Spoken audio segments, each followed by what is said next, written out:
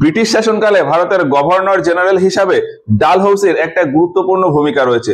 সব দিক থেকে তিনি ভারতকে সুপিরিয়র বানিয়ে দিতে চান। তিনি মূলত তার ডক্ট্রিন অফ ল্যাবস এই নীতিটা প্রয়োগের জন্য বিখ্যাত। তবে এর পাশাপাশি তার আরো বিভিন্ন কাজ রয়েছে, যেমন শিক্ষার ক্ষেত্রে সংস্কার, মিলিটারি বা সৈন্যবাহিনীতে সংস্কার, ভারতের প্রশাসনিক দিকে বিভিন্ন কাজ ইত্যাদি।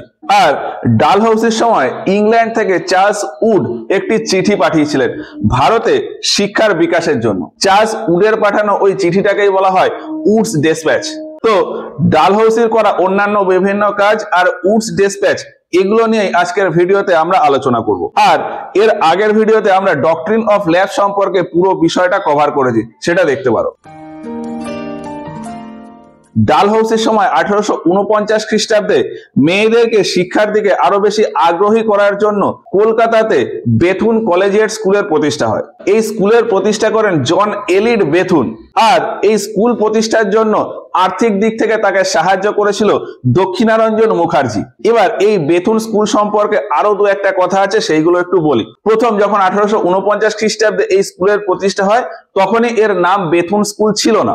জন বেথুন আর দক্ষিণারঞ্জন মুখার্জি এই দুজনের ব্যক্তিগত উদ্যোগে ওই দক্ষিণারঞ্জন মুখার্জির বাড়িতেই 1849 খ্রিস্টাব্দে এই স্কুল খোলা হয়। এই স্কুলে প্রথম 21 জন মেয়ে পড়তে আসে। আর ওই মেয়েরা পড়তে পড়তে এতটাই আগ্রহী হয় যে পরের বছর এই স্কুলে ছাত্রীদের সংখ্যা হয়ে যায় 80 এবং এইভাবে চলতে থাকে। চলতে চলতে 1856 খ্রিস্টাব্দে গিয়ে ব্রিটিশ গভর্নমেন্ট এই স্কুলটাকে নিজের আন্ডারে নিয়ে নেয় এবং তখন এই স্কুলের নাম দেওয়া হয় বেথুন কলেজিয়েট স্কুল। পরবর্তীতে 1879 খ্রিস্টাব্দে এই বেথুন স্কুলটাকেই কলেজে পরিণত করা হয় এবং তখন থেকেই বলা হয় বেথুন কলেজ। এবং এই কলেজটাই ভারতের প্রথম ওমেন্স কলেজ এবং বর্তমানে এই বেথুন কলেজ ক্যালকাটা ইউনিভার্সিটির আন্ডারে পড়ে। তো বেথুন স্কুলের ব্যাপারটা হলো। এরপর ডালহৌসির সময় 1853 খ্রিস্টাব্দে ভারতে আসে চার্টার অ্যাক্ট। আর এই চার্টার অ্যাক্ট অনুযায়ী ভারতে সিভিল সার্ভিস নিয়োগের ক্ষেত্রে ওপেন কম্পিটিশনের ব্যবস্থা করা হয়।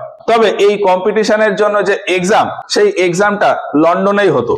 তো লন্ডনে এক্সাম দিতে যাওয়ার জন্য ভারত থেকে সমস্ত ফর্মালিটির কাজ শুরু করেন এই ডালহৌসি।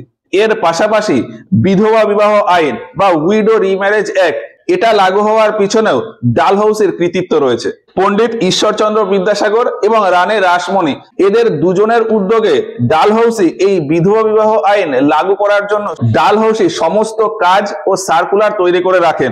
কিন্তু 1856 খ্রিস্টাব্দের ফেব্রুয়ারি মাসে গিয়ে ডালহৌসি ইংল্যান্ডে ফিরে যায় এবং তারপর ভারতের গভর্নর জেনারেল হিসাবে আসে ক্যানিং। আর ওই ক্যানিং এর সময় এই বিধবা বিবাহ আইনটা পাশ হয়। বিধবা বিবাহ আইন পাশ হওয়ার পেছনে সমস্ত কাজ করে রেখে যান ডালহৌসি এবং আইনটা পাশ হয় ক্যানিং এর সময়। এবার ডালহৌসির প্রশাসনিক কিছু কাজ দেখি। ডালহৌসি 1848 খ্রিস্টাব্দে দাঁড়িয়ে ভারতের গভর্নর জেনারেল।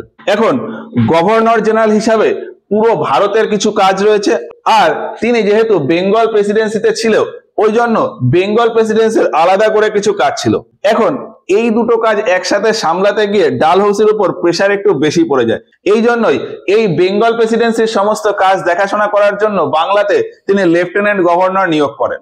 আর তিনি বলেন যে গভর্নর জেনারেল শুধুমাত্র পুরো ভারতের ব্যাপারে কোনো বিষয় থাকলে সেইগুলোকে হ্যান্ডেল করবে। প্রত্যেকটা আলাদা আলাদা যে প্রভিন্স রয়েছে সেই প্রভিন্সের গভর্নর বা লেফটেন্যান্ট গভর্নর ওই প্রভিন্সের সমস্ত কাজ দেখবে।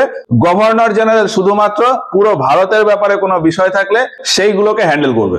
আর আগে যেরকম বোম্বে প্রেসিডেন্সি, মাদ্রাস প্রেসিডেন্সি আর বেঙ্গল প্রেসিডেন্সি ছিল, এই এরিয়া ইংরেজদের দখলে খুব একটা ছিল না, কিন্তু ডালহৌসির সময় আস্তে আস্তে এই এরিয়াও ইংরেজদের দখলে চলে আসে। ফলে এই এরিয়াতে আলাদা একটা প্রভিন্স তৈরি করা দরকার, কিন্তু এখানে আলাদা করে প্রভিন্স তৈরি না করে টেম্পোরারি একটা প্রভিন্স সেট করা হয় যেটাকে বলা হয় পাঞ্জাব প্রেসিডেন্সি বা পাঞ্জাব প্রভিন্স।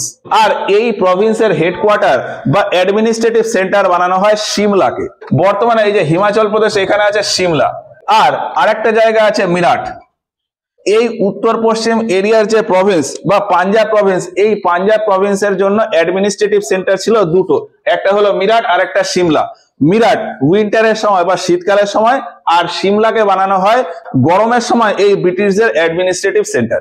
এবার এই দুটো জায়গায় যখন ক্যাপিটাল বা অ্যাডমিনিস্ট্রেটিভ সেন্টারটাকে শিফট করা হয় তখন বাংলার এই এরিয়া থেকে প্রচুর আর্মিও এই এরিয়াতে পাঠানো হয়। কলকাতা থেকে প্রচুর পরিমাণে আর্মি বা ট্রুপ এই সিমলাতে পাঠানো হয় এবং এই সিমলাকেই আর্মির হেডকোয়ার্টার বলে ঘোষণা করা হয়। এবার এই ব্রিটিশ শাসনকালে কলকাতার এই এরিয়াতেই ব্রিটিশদের সব থেকে বেশি সৈন্য ছিল।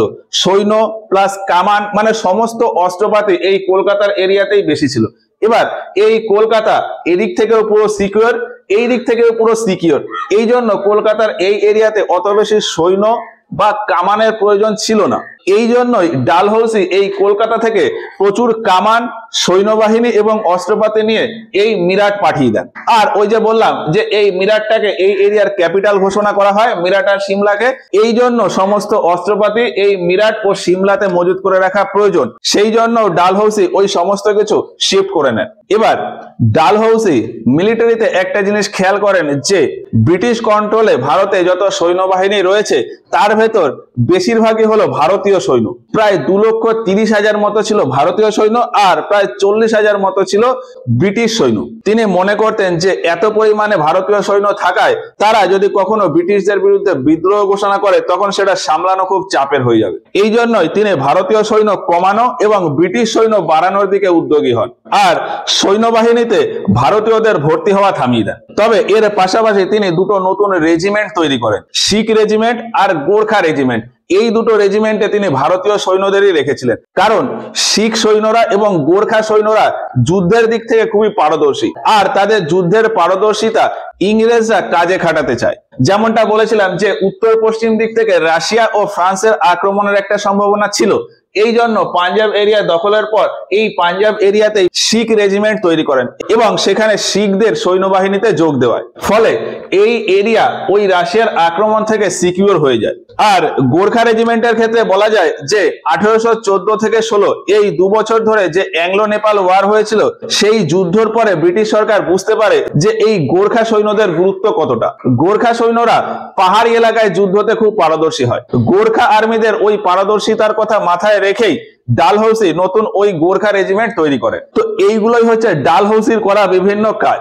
আর 1854 খ্রিস্টাব্দে ইংল্যান্ড থেকে চার্লস উড একটি চিঠি পাঠিয়েছিলেন শিক্ষার বিকাশের জন্য, যেটাকে বলা হয় উডস ডেসপ্যাচ। আর চার্লস উডের এই চিঠি বা ডেসপ্যাচটাকেই বলা হয় ভারতে ইংলিশ এডুকেশনের ম্যাগনা কার্টা। তো এইটা নিয়ে এবার একটু ডিটেলসে আসি। ইংল্যান্ডে ব্রিটিশ পার্লামেন্টে একজন এমপি ছিলেন চার্লস উড। এর পাশাপাশি ভারতের ওই ব্রিটিশ ইস্ট ইন্ডিয়া যে কোম্পানি, ওই কোম্পানির বোর্ড অফ কন্ট্রোলেরও তিনি একজন মেম্বার ছিলেন। 1852 খ্রিস্টাব্দে চার্লস উড ওই বোর্ড অফ কন্ট্রোলের প্রেসিডেন্ট হিসেবে নিয়োগ হন। তিনি ভারতে শিক্ষাকে আরো উন্নত করার জন্য একটা প্ল্যান করেন। তিনি ভারতে মাস এডুকেশন বা সর্বশিক্ষা দিতে চেয়েছিলেন, মানে ভারতের সমস্ত স্তরেই তিনি শিক্ষা দেওয়ার ব্যবস্থা করতে চেয়েছিলেন। তিনি দেখেছিলেন যে ভারতের শিক্ষা দেওয়ার ক্ষেত্রে ম্যাকাউলের ডাউনওয়ার্ড ফিল্টারেশন থিওরিটা রয়েছে। এই থিওরি অনুযায়ী ভারতে যে সমস্ত শিক্ষা প্রতিষ্ঠান রয়েছে সেগুলিতে শুধুমাত্র উঁচু বর্গের লোকেদের শিক্ষা দেওয়া হতো। ম্যাকাউলের কনসেপ্ট ছিল যে উঁচু বর্গের লোকেদের যদি আমি শিক্ষা দিয়ে দিই তারা তখন সাধারণ জনগণের কাছে গিয়ে তাদেরকেও শিক্ষিত করে দেবে। এটাকেই বলা হতো downward filtration policy. Charles would বলেন যে সবাইকে শিক্ষিত করার জন্য অন্যের ওপর ছেড়ে দিলে হবে না, সবাইকে শিক্ষিত করার উদ্যোগ সরকারকেই নিতে হবে। তিনি বলেন যে ভারতে যে ডাউনওয়ার্ড ফিল্টারেশন থিওরি চলছে সেটাকে সরিয়ে দিয়ে পুরো ভারতে মাস এডুকেশনের জন্য সরকার পদক্ষেপ নিক। আর এই পদক্ষেপটা হোক বা না হোক অন্তত পেপার ওয়ার্কে যেন দেখানো হয় যে ভারতে ওই ডাউনওয়ার্ড ফিল্টারেশন পলিসিটাকে রিজেক্ট করে দেওয়া হয়েছে এবং সরকার মাস এডুকেশনের দায়িত্ব নিয়েছে। এবার ভারতে এই মাস এডুকেশন ছড়ানোর জন্য চার্লস উড কিছু প্রস্তাব দেন, তিনি কিছু সাজেশন দেন এবং বলেন যে এইভাবে চললে ভারতের সমস্ত স্তরে শিক্ষা দেওয়াটা সম্ভব। তিনি বলেন যে ভারতের ভেতরে যত গ্রাম আছে সেই সমস্ত গ্রামে একটা করে প্রাইমারি স্কুল খুলতে হবে এবং সেই প্রাইমারি স্কুলে ভার্নাকুলার ল্যাঙ্গুয়েজ বা ওখানকার স্থানীয় ভাষায় বাচ্চাদের শিক্ষা দিতে হবে। আর বিভিন্ন গ্রাম মিলিয়ে একটা হাই স্কুল থাকতে হবে। ওই হাই স্কুলে অ্যাংলো ভার্নাকুলার ল্যাঙ্গুয়েজ অর্থাৎ ইংরেজি মাধ্যমে এবং স্থানীয় ভাষার মাধ্যমেও শিক্ষা দিতে হবে। আর যতগুলো ডিস্ট্রিক্ট আছে প্রত্যেকটা ডিস্ট্রিক্টে একটা করে কলেজ স্থাপন করতে হবে। এই কলেজগুলো ডাইরেক্টলি গভর্নমেন্ট চালিত হতে পারে অথবা অ্যাফিলিয়েটেড কলেজ হতে পারে। প্রত্যেকটা ডিস্ট্রিক্টে অ্যাটলিস্ট একটা করে অ্যাফিলিয়েটেড কলেজ থাকতে হবে এবং ওই কলেজে ইংরেজি মাধ্যমে পড়াশোনা হবে। আর এই সমস্ত কলেজগুলোকে কন্ট্রোল করার জন্য কলকাতা, বোম্বে আর মাদ্রাস এই তিন জায়গায় তিনটে ইউনিভার্সিটি স্থাপন করতে হবে। ব্রিটেনে যেমন লন্ডন ইউনিভার্সিটি রয়েছে, সেই লন্ডন ইউনিভার্সিটির মডেলেই এই তিনটে ইউনিভার্সিটি স্থাপন করতে হবে। এবার ওই যে বললাম যে প্রত্যেকটা ডিস্ট্রিক্টে একটা করে অ্যাটলিস্ট অ্যাফিলিয়েটেড কলেজ থাকতে হবে, এর পাশাপাশি প্রত্যেক ডিস্ট্রিক্টে ইন্সপেক্টর অফ স্কুল নিয়োগ করতে হবে। এই ইন্সপেক্টর অফ স্কুল ওই ডিস্ট্রিক্টের ভেতর যতগুলো প্রাইমারি বা হাই স্কুল আছে সেই সমস্ত স্কুলের ওপর ইন্সপেকশন করবে যে ওখানকার পড়াশোনা ঠিকঠাক মতো হচ্ছে কিনা। আর এই যে প্রত্যেকটা প্রভিন্স, এই প্রত্যেকটা প্রভিন্সে একটা করে এডুকেশনাল ডিপার্টমেন্ট থাকবে, আর ওই ডিপার্টমেন্টের হেড হবে ডাইরেক্টর অফ এডুকেশন। এর পাশাপাশি চার্লস উড সেকুলার শিক্ষা বা ধর্মনিরপেক্ষ শিক্ষা দেওয়ার কথা বলেন। তিনি বলেন যে ভারতের ভেতরে যত স্কুল বা কলেজ রয়েছে কোন স্কুলেই ধার্মিক শিক্ষা দেওয়া যাবে না। এছাড়া তিনি বলেন যে যদি প্রয়োজন হয় মেয়েদের জন্য আলাদা করে স্কুল বা কলেজের প্রতিষ্ঠা করতে হবে। ছাত্রছাত্রীদের অন্যান্য বিষয়ে আগ্রহ আনার জন্য ভোকেশনাল এডুকেশন দিতে হবে। টিচার্সরা যাতে আরো ভালোভাবে পড়াতে পারে তার জন্য টিচার্সদের ট্রেনিং এর ব্যবস্থা করতে হবে। এই সব আর এই সমস্ত পয়েন্টের ভিত্তিতে বোঝা যায় যে চার্লস উড ভারতের শিক্ষা ব্যবস্থাটাকে একটু ঢেলে সাজাতে চান, আর তার শিক্ষা ব্যবস্থার মূল ভিত্তি ছিল ইংরেজি মাধ্যম। এই জন্যই ইংল্যান্ড থেকে তার পাঠানো চিঠি অর্থাৎ উডস ডেসপ্যাচ, এটাকে Magna কার্টা of English education in India বলা হয়। উডের ডেসপ্যাচ আসে 1854 খ্রিস্টাব্দে। তখন ভারতের গভর্নর জেনারেল রয়েছে Dalhousie.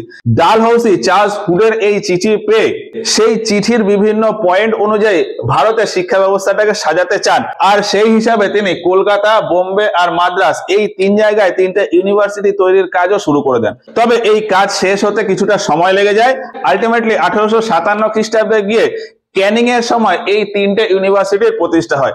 University of Calcutta, university of Bombay আর ইউনিভার্সিটি অফ মাদ্রাস 1857 খ্রিস্টাব্দে ক্যানিং এর সময় গিয়ে প্রতিষ্ঠা হয়। তো এইগুলোই হচ্ছে ডালহৌসির সময় ঘটা বিভিন্ন ঘটনা।